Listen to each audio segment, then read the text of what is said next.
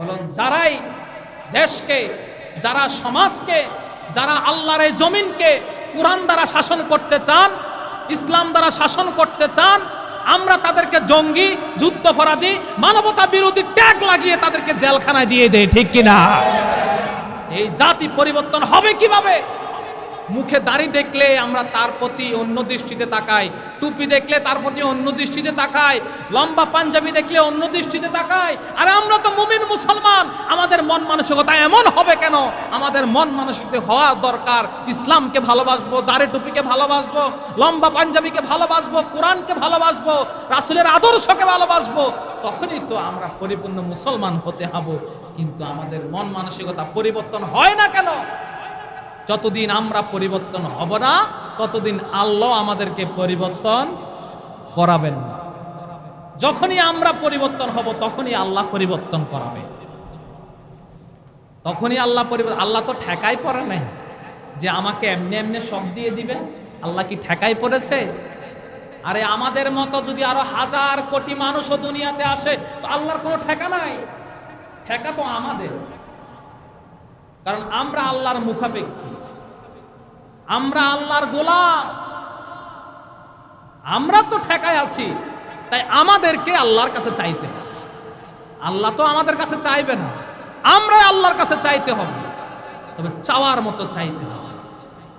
আজকে বাংলাদেশ একটা পর্যায়ে এসেছে ঠিক, এখনো বাংলাদেশের প্রতি রন্দে রন্দে, প্রতি জায়গায় জায়গায় এখনো নাস্তিক, সে মুশরিক কাফের গুলা বসে আছে, ঠিক কিনা? শিল্পকলা একাডেমির নতুন পরিচালক জামিল আহমেদ কি বলেছিল জানেন? 2024 সালে এসেও কেন নারীদেরকে বোরকা পরতে হবে? বলে নাউজুবিল্লাহ। এই কুলাঙ্গার পরবর্তীতে আবার ব্যাখ্যা দেয়। সে বলে, আমি তো কথা এই জন্যই বলেছি যে 2024 সালে এসে নারীদেরকে কেন বোরকা পরতে হবে। আল্লাহ রাব্বুল, সে আবার কোরআনের কথাও বলে। সে বলে আমি মুসলমান, সে বলে যে আমি তো মুসলমান, এবং কোরআনের সূরা নূরের কথাও সে বলে। সে বলে আল্লাহ সূরা নূরের মধ্যে বলেছেন, হে মুমিন পুরুষরা, তোমরা তোমার দৃষ্টিকে হেফাজতে রাখো, তোমাদের দৃষ্টিকে তোমরা অবনত রাখো।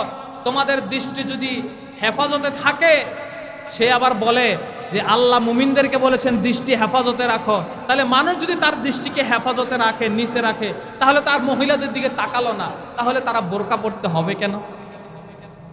পাগলের যুক্তি এটা, তার যুক্তি না, এটা হলো শয়তানের যুক্তি, ঠিক কিনা?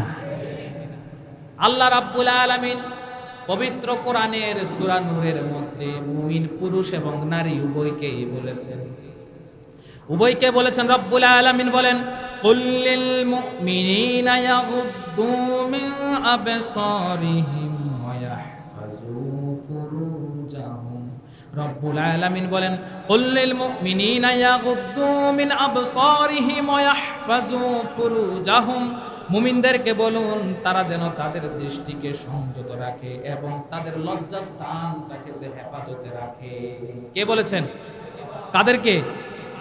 মুমিন পুরুষদেরকে। মুমিন কাদেরকে?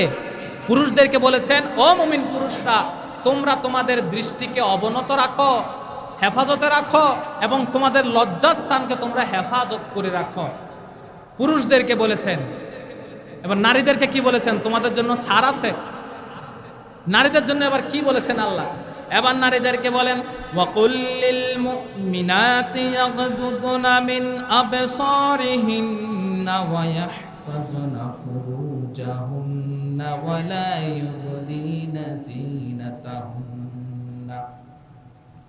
ইল্লা মা যুহারা মিনহা ওয়াল ইয়াদরিবনা বিখুমুরিহিন্না আলা জুয়ুবিহিন্না।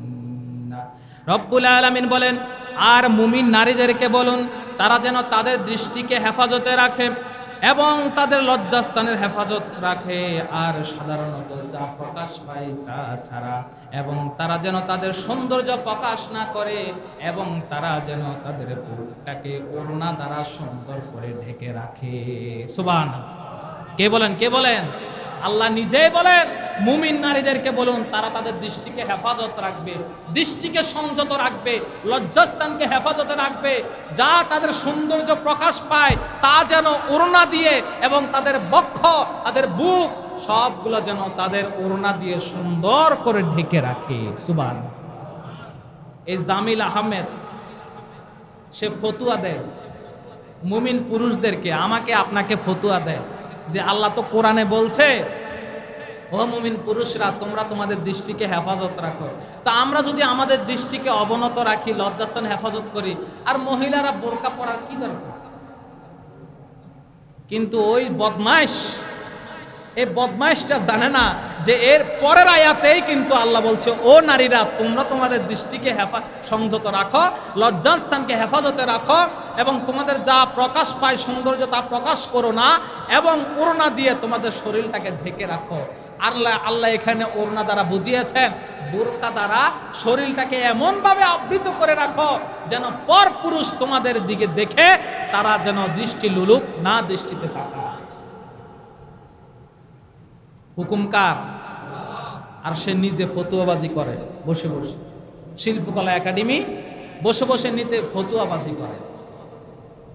সে মনে হয় এখনো জানে না বাংলাদেশ এখন পরিবর্তন হয়েছে, তার মনে এখনো সেই ধারণা নাই।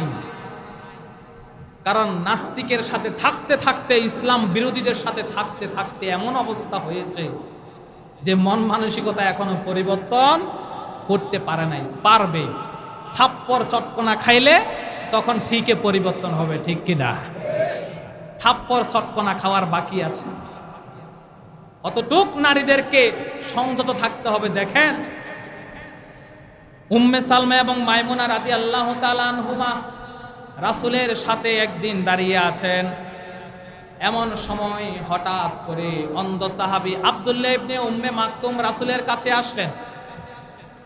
রাসূল সাল্লাল্লাহু আলাইহি সাল্লাম উম্মে সালমা এবং মাইমুনা রাদিয়াল্লাহু তাআলা আনহুমাকে বললেন, তোমরা ঘরের ভিতরে চলে যাও। তখন উম্মে সালমা বললেন, ওগো নবী, এ তো অন্ধ সাহাবী, সে তো চোখে দেখে না, আমরা থাকলে অসুবিধা কি? তখন রাসূল বললেন, অন্ধ সাহাবী সে তোমাদেরকে দেখে না ঠিকই, কিন্তু তোমরা তো তাকে দেখো। সুবহানাল্লাহ। তোমরা তো তাকে দেখো। বলেন তোমাদের দৃষ্টিকে সংযত রাখো, তোমরা চলে যাও। দেখেন ইসলামের মধ্যে পর্দা কতটুকু প্রয়োজন, কতটুকু প্রয়োজন। কিন্তু আজকে প্রগতিশালী যারা আছে, যারা আজকে আধুনিক বিশ্ব চায়, তারা মনে করে বোরকার কি দরকার, পর্দার কি দরকার। তারা রাস্তাঘাটে এখানে সেখানে তারা আজকে খোলামেলা চলার কারণে আজকে নিজেদের মূল্যগুলো নিজেরাই কমায় ফেলেছে, ঠিক কিনা? সমুদ্রের মধ্যে দেখবেন, সমুদ্রে কে গেছেন?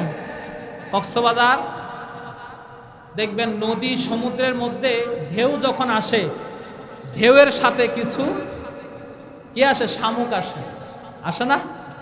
কিছু শামুক দেখবেন ভাঙা, কিছু নষ্ট নষ্ট ভাঙা, এবং এই শামুকগুলার সাথে এবং কিছু ব্যাঙ, কিছু মাছও উঠে আসে। এই শামুক ব্যাঙ এগুলাকে খায় কিসে? কাক, সিল, বিভিন্ন প্রাণীগুলা খায়, ঠিক না? আর মণিমুক্তা এগুলা কি কখনো উপরে ভেসে আসে? এগুলা থাকে কোথায়? সমুদ্রের গভীরে। ডুবুরিরা ডুব দিয়ে ওগুলাকে নিয়ে আসে, কত কষ্টে নিয়ে আসে। যেটার মূল্য যত বেশি সেটা থাকে তত গভীর। যেই নারীগুলা এই গভীরে থাকে, যেই নারীগুলা নিজেকে সংযত করে রাখে, ওরা সবচেয়ে সম্মানিত মণিমুক্তার মতো। আর যেগুলা ওই শামুকের মতো ঢেউয়ের স্রোতে, ঢেউয়ের মতো এইখানে সেখানে ঘুরে বেড়ায়, পর্দা ছাড়া ঘুরে বেড়ায়, তাদেরকে ঠিক ওই শকুনের মতো, কাকের মতো বিভিন্ন খারাপ ছেলেগুলা, গুন্ডাগুলা তাদেরকে লুলুক দৃষ্টিতে খায়, ঠিক কিনা?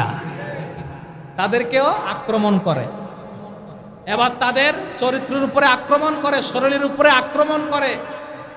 তখন তারা কি বলে?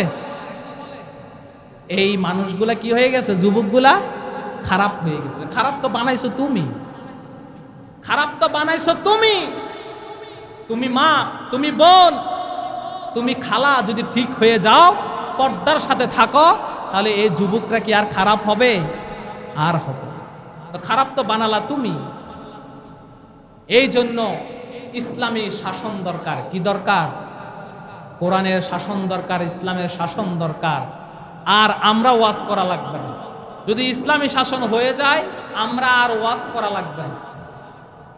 আমাদেরকে কষ্ট করে সারা বাংলাদেশের এখানে সেখানে যে আর ওয়াজ করতে হবে না। ওয়াজ করব কাকে? আপনারা যারা মসজিদে আসছেন, তারা কি আপনারা ইয়া খান, এই মদ খান, গাঁজা খান? তা আপনাদেরকে মদ আর গাঁজার ওয়াজ করে আমার লাভ কি? আপনারা তো খানেন না। যারা খায় তারা কিন্তু আসে না। যারা খায় তারা তো আসে না। তারা ওই চায়ের দোকানে, ওই জুয়ার আড্ডা ঘরে তারা বসে বসে কিন্তু তাদের কাজ চালিয়ে যাচ্ছে। তো তাদেরকে ঠিক করার জন্য কি প্রয়োজন? লাঠির প্রয়োজন। এই লাঠির প্রয়োজন। লাঠি ব্যবহার করবে কে? প্রশাসন। লাঠি ব্যবহার করবে কে? প্রশাসন। এই প্রশাসন নিয়োগ দিবে কে? সরকার। তো সরকার যদি কোরআনী সরকার না হয়, ইসলামী সরকার না হয়, তো তাদেরকে মদের আড্ডাখানা থেকে লাঠি দিয়ে পিটাই মসজিদে আনবে কে? আনবে কে? এই জন্য দেশে ইসলামী সরকার দরকার আছে না নাই? আরো জোরে বলেন, আছে না নাই? ইসলামী সরকার দরকার, কোরআনের শাসন দরকার। তাহলে আমরা যত দলের মানুষে থাকি না কেন, সবাই শান্তিতে থাকতে পারবো। ঠিক কিনা? সবাই পারবো। দলমত নির্বিশেষে আমরা সবাই পারবো।